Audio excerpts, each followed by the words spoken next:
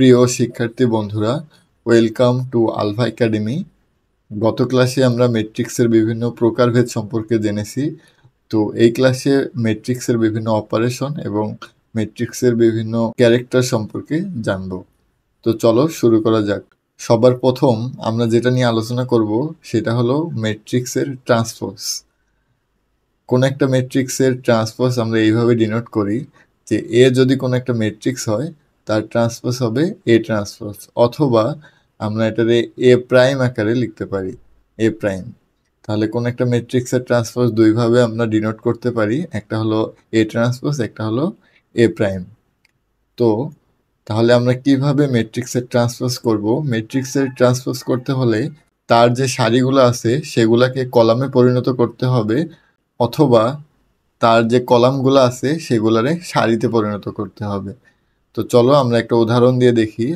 ধরো এ একটা ম্যাট্রিক্স যেটা দেয়া আছে 2 -1 3 1 2 3 4 1 2। ধরো এটা একটা ম্যাট্রিক্স যেটারে আমরা ট্রান্সপোজ করব। তাহলে আমরা কি বের করতেছি? আমরা বের করতেছি হলো এ ট্রান্সপোজ। এ ট্রান্সপোজের করতে হলে আমাদের যেটা করতে হবে, এইখানের সারিগুলারে আমাদের কলামে পরিণত করতে হবে।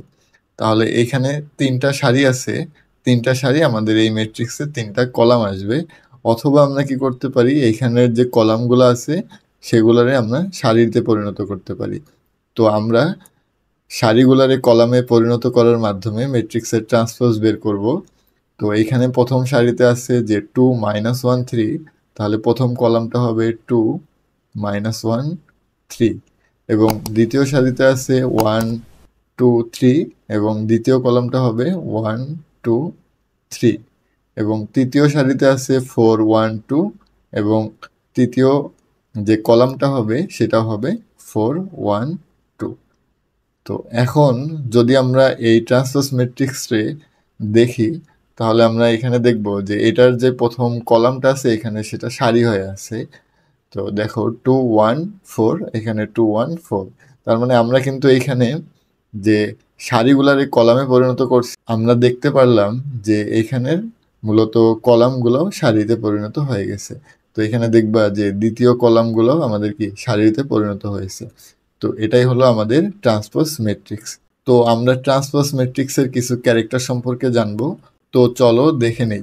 ট্রান্সপোজ ম্যাট্রিক্সের বৈশিষ্ট্যগুলোর মধ্যে একটা বৈশিষ্ট্য হলো যে আমরা কোনো একটা ট্রান্সপোজ ম্যাট্রিক্সে, ধরো এটা একটা ট্রান্সপোজ ম্যাট্রিক্স, এটা কিসের ট্রান্সপোজ ম্যাট্রিক্স? এ এর ট্রান্সপোজ ম্যাট্রিক্স।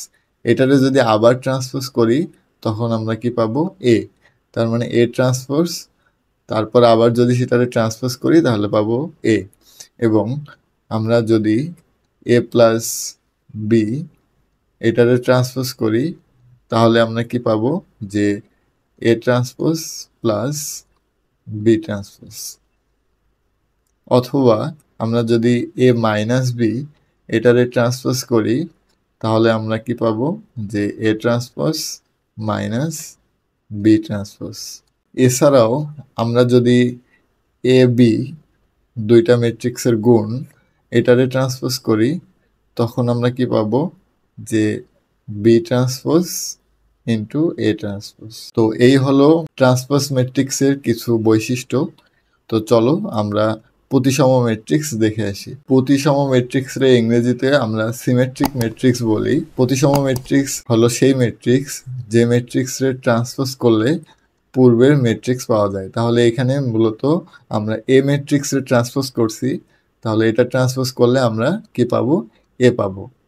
তাহলে কোন একটা ম্যাট্রিক্সের ট্রান্সপোজ করলে যদি আগের ম্যাট্রিক্সই পাওয়া যায় তবেই সেটারে কি বলা হবে?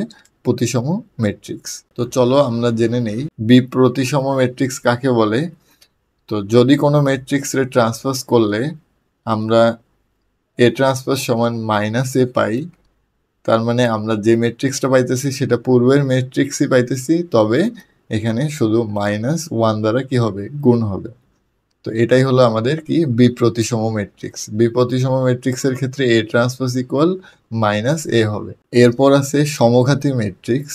সমঘাতী ম্যাট্রিক্সের ক্ষেত্রে যদি এ স্কোয়ার ইকুয়াল টু কি হয়?